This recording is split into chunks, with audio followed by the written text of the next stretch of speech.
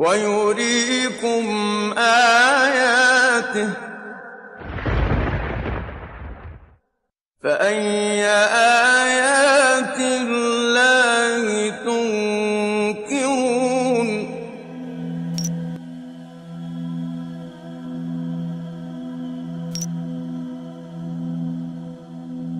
From any point in the world, the direction facing the Kaaba is called Qibla, and Muslims are expected to face Kaaba while performing Salah. For most of the people who don't know the wisdom behind the holy Kaaba, it seems like Muslims are worshipping this cubic black house. That's why many of them ask the question, why a Muslim should prostrate towards a rocky house like the Hindus who are worshipping idols. Now, what is the difference between Islam and other religions in this regard? In Islam, there's a rule that if someone does not know the direction of Qibla or he has no possibilities to verify it, then he can pray to any direction he thinks is correct. Because Allah subhanahu wa ta'ala says, وَلِلَّهِ الْمَشْرِقُ وَالْمَغْرِبُ وَلِلَّهِ الْمَشْرِقُ وَالْمَغْرِبُ فَأَيْنَمَا تُوَلُّوا فَثَمَّ وَجْهُ اللَّهِ إِنَّ اللَّهَ وَاسِعٌ عَلِيمٌ.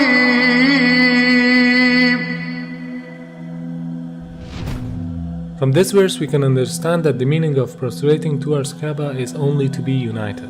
Otherwise, everywhere is belonging to Allah subhanahu wa ta'ala. No Muslim ever worships the Kaaba when you offer Salah. Kaaba is the Qibla, it is the direction. We Muslims, we believe in unity. Now when we offer Salah, suppose we want to offer Salah here. Some will say, let's face north, some will say south, some will say east, some will say west. For unity, Allah says in the Quran, Surah Baqarah, that wherever you are, face towards the Kaaba. So Kaaba is the Qibla, it is the direction. So we are facing in that direction, but no one worships the Kaaba. Furthermore, if yet you have doubts, if you read the hadith that's mentioned in Sahih Bukhari, volume number 2, in the book of Hajj, chapter 56, hadith number 675, Hazrat Umar, may Allah be pleased with him, near the second Caliph of Islam, second Khalifa, he said that this black stone pointing at Hajar Aswad, black stone, it can neither benefit me, it can neither harm me. Just because my Prophet kissed it, I'm kissing it. This statement that this black stone can neither harm anyone nor benefit anyone is sufficient to prove that the Muslims don't worship the Kaaba. Furthermore, at the time of the Prophet, there were Sahabas, there were companions of the Prophet who stood on the Kaaba and gave the azan.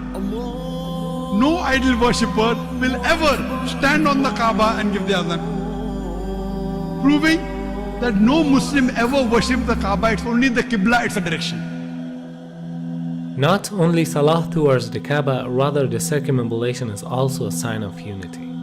If you look to the creation, from the tiny world of quantum to the huge celestial bodies in the universe, from the very atom to the biggest stars and planets, they are all rotating and circumambulating around a certain axis in a counterclockwise direction. And this is exactly what the Muslims are doing around the Kaaba. So in Islam, it's an act of worship.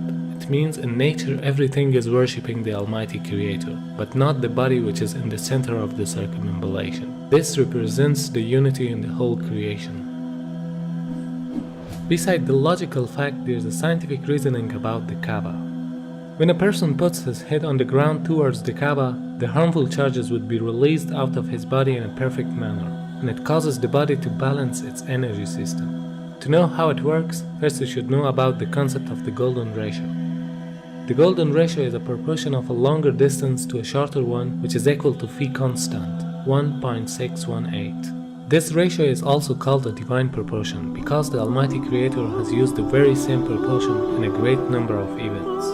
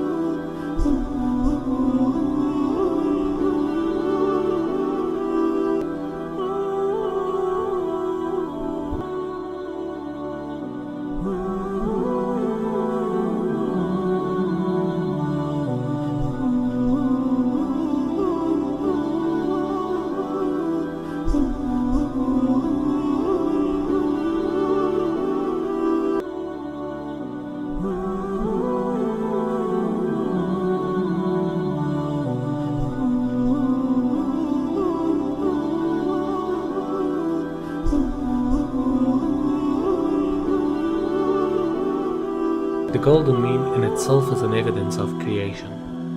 If we apply this ratio on Earth, we'll find out that the golden point of the globe is the city of Mecca, whereas the golden point of Mecca is holy Kaaba. So because it's the golden point of the globe, it is the strongest energetic field on Earth. فالمركزية جاءت واخد بالك في الاتجاه العلمي، بمعنى ايه؟ ان هم لما طلعوا في الفضاء وصوروا فلقوا الارض كرة معلقة ومظلمة، ولذلك حتى الراجل قال ايه؟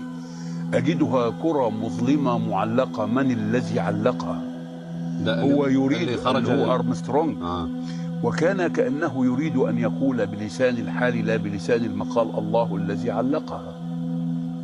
ووجدوا فيها شعاع يخرج من الأرض كتبوه في الشبكة العنكبوتية في الإنترنت وخلوه على مدى 21 يوم ثم أخفوه لماذا؟ يعني الأمور تتبع يعني مقاصدها يعني إخفاؤه دعنا نقول إنه له دلالة مثلا، له دلالة كبيرة جدا. لسبب لأن هذا البيت العتيق، يعني هم لما جم ولقوا فيها شعاع، لما لقوا هذا الشعاع ابتدوا يركزوا الصورة فوجدوا إنه خارج من مكة، وبالتركيز وجدوا إنه خارج من الكعبة. For understanding how the golden mean provides an energetic field, you can take the example of the galaxies or planets, which emits the energy from the center point to the outer edges, just like a nuclear which balances the energy system with the electrons which are rotating around it. It means they are taking the negative energies and giving the positive energies for a balancing purpose. وبالتالي عندما تطوف أنت تشحن. معلش سبحان الله، هذه حقيقة. Now the investigations show that every day our body collects electromagnetic charges from its surrounding which are harmful for us, and these charges concentrate to the forehead, meaning the frontal lobe of the brain, which causes depression, headache, laziness, mental pressure, and even more dangerous problems. This forehead part of the brain is known as the frontal chakra, throughout which the body takes positive and negative energy. It is observed that these harmful charges can be released by putting our head down on the ground. But for a better result, we should put the frontal chakra of our body in a direction towards the strongest energetic field of the earth, meaning the Kaaba. Dr. Andrew Newsberg studied the brainwave activity during the prayer. He found some direct impact on several brain locations. The benefits of prayer are incredible. Regular daily prayer helps the frontal lobe from shrinking with age, which is the part of the brain that regulates our speaking, reading, and memory. Therefore, this helps to prevent memory loss in old ages, a perfect form of meditation which brings us to a state of tranquility. وهناك بحث أن صخور مكة البازلتية السوداء هي أقدم الصخور الموجودة في العالم. هذا كلام حقيقي. أقدم الصخور. أيوة. وهذا أثبت علميا وبحث منشور، وليس أخذوا يعني صخور بازلتية من مكة وشافوا المناطق اللي بتتكون هنا. الأمر إنه المتحف البريطاني فيه 3 شرايح من الحجر الأسود، وقالوا هذا الحجر ليس من صخور المجموعة الشمسية. The latitude of the coordinates of Kaaba is 21 degrees and 25 minutes. The first verse that describes Kaaba is the verse 225. Could this mathematic harmony be a simple coincidence? The possibility of numbers depicted in the Quran with order number 114 rising until verse 286, which describe the Kaaba for the first time, has a chance of 1 in 100,000 for them to appear next to each other. Surah 2, verse 125. The part of the coordinates after the comma can be described in the form of minutes, as well as in ratios of percentages. In order to handle the upcoming objections, when we look at the coordinates of Kaaba by changing them to percentage ratios, we come across the following verse.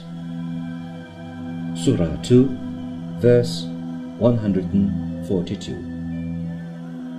Hence, no matter how we look at it, there is a sign in the verses that point to Kaaba and this could only be possible with the wisdom of God. Although there are scientific facts behind every command of Allah subhanahu wa ta'ala, but the Muslims should obey them without any reasoning. Because there is always a wisdom behind any order of the Creator that people cannot easily unlock the secret. But for us it is important to seek the satisfaction of our